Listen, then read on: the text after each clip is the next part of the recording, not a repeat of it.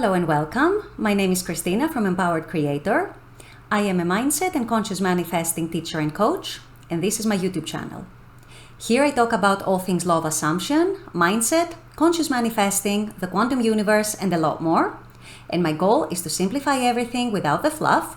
So if you guys like this content and you would like to see more of it, I would love it if you would subscribe to this channel, comment on this video, like it, share it, and stick around. Also, if you need help with your specific situation, I offer one-on-one coaching, email coaching, small group coaching, as well as custom subliminals for whatever needs you may have. You may also want to check out my new mini course, Telepathically Connect with Your Specific Person. So if you're interested in any of these services, the links are below in the description box. Click on them and they're going to take you to my website. With all that being said, let's dive into today's video. In today's video, I want to address a very interesting question that I get from time to time, and it has to do with where desires come from.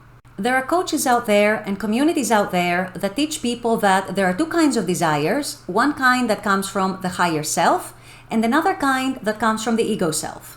So understandably, this all becomes very confusing to people. People start wondering, people start dissecting and second-guessing their desires. They start wondering if their desires are coming from their higher self or from their ego self, and what is the difference. So I wanted to offer my take and hopefully help you guys clarify this dilemma. So this is what I'll be discussing in today's video. Stay tuned. So when it comes to desires, I know there can be a lot of confusion in the manifesting community as to where they come from, where they originate from, whether we should only pursue desires that come from the higher self, how we know the difference, which desires come from the higher self, which desires come from the ego self, and so on and so forth. I understand how confusing this can get for people. Sometimes it can become downright upsetting. So I wanted to do this video today to try and clarify this issue. Of course, I can only ever talk about my own personal experiences and my own personal interpretation of things and the teachings of the law. But to me, the answer to that dilemma is actually much simpler than one might think. From my experience, from my readings, from my interpretation of the law, the vast majority of desires actually come from the higher self.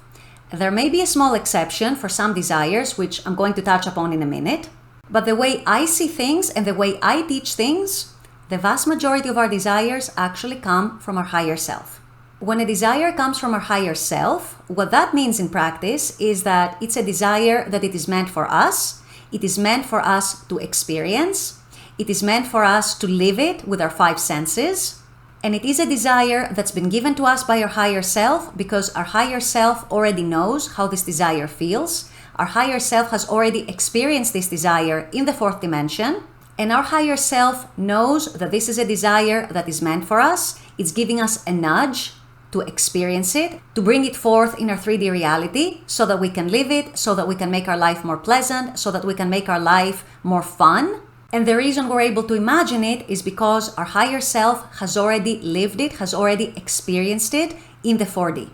So in my personal interpretation of these teachings and also from my own personal experience, the vast majority of our desires do come from our higher self. So I don't want you guys to be overly worried about that. I don't want you to get overly confused. I don't want you to start to dissect and try to figure out whether a desire you have is coming from your higher self or from your ego self, etc.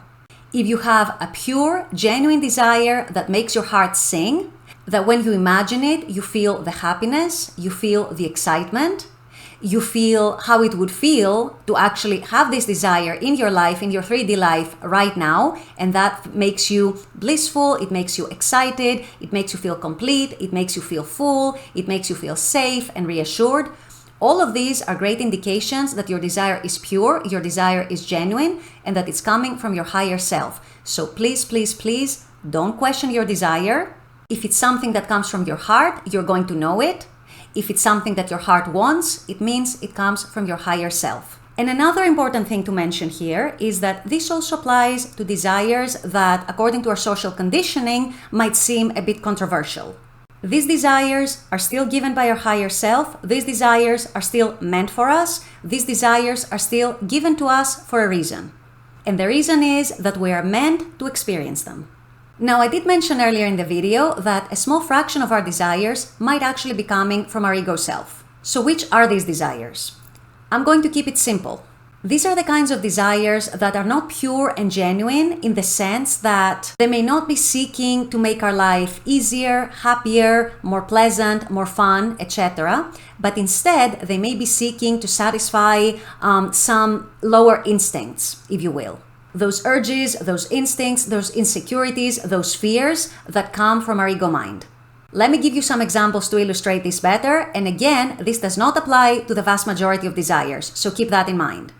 One example might be that you might be seeking to manifest an ex back, but not for the reason of you think you would make a great couple, or you still love them, or you still want to be with them, or you want to repair their relationship, but for example, for the purpose of taking revenge of them. Let's say if they dumped you, you want to manifest them back, so that then you have the chance to dump them back in return. That is not a genuine, pure desire to be with someone, to love someone, to be loved by someone, to experience a relationship with someone. That is a desire that's coming from a lower instinct. It's coming from resentment. It's coming from a victimhood state where you want to harm someone just for the sake of harming someone. And that could be an example of a desire that's coming from our ego self. Another example could be that, let's say your ex has moved on and they're dating a third party, they're dating another person, and you might not want them back, but you are manifesting for them to split up with the third party. And you're doing that not because you want to be back together with them, but you're doing that just for the sake of revenge, just because you don't want them to be happy. Cut here. That is also an example of a desire that is not pure and genuine. It's a desire that's coming from lower instincts, from victimhood states, from fears, from insecurities, from a low self-concept, and so on. Another example of a desire that might be coming from your ego self versus your higher self is, let's say you're manifesting a lot of money, but not because you want to be rich, not because you want to have a more comfortable life, not because you want to be able to afford getting more things and getting your life better, but because, let's say, you want to show off to your family, you want to show off to neighbors, you want to show off to everyone. And that is another potential example of a desire that's not pure and genuine. Now, one time, someone tried to challenge Neville in one of his lectures, and they said, "Neville, what about someone who kills someone else? If I have the desire to kill someone else, to take someone's life, does that make my desire legitimate?" And Neville, in all his infinite wisdom, responded that, look, that person who has the desire to kill someone else, their desire is not actually to kill that person. Their desire is freedom. They may just not be aware of the law of infinite realities. They might not be aware of the fact that we can shape our own lives, that we have the power to shape our own lives. They feel helpless and hopeless, and so they just take it in their own hands in the 3D to get rid of that person in such a violent way, which, however, is completely unnecessary. So what all of these examples illustrate is that what matters most is the intention behind the desire. If your intention is pure and genuine, if your intention comes from your heart, if your intention makes your heart sing, as I said, then it's most likely a desire that comes from your higher self. As I said before, this applies to the vast majority of our desires, so you don't have to get confused, you don't have to worry, you don't have to question your desires.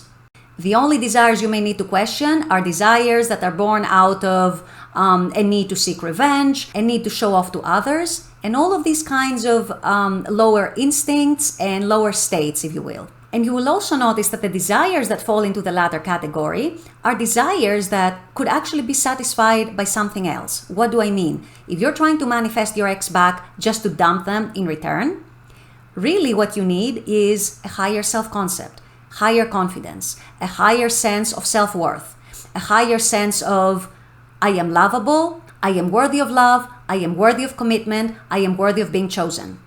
This is what you're seeking instead, and this is your pure, genuine desire and intention.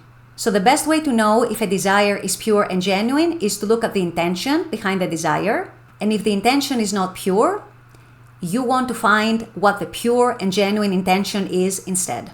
And that guarantees you that your intention, your desire, actually does come from your higher self and not of lower kinds of states, victimhood states, lower kinds of instincts, and so on. So I hope this helps clarify this question. I hope you're no longer confused.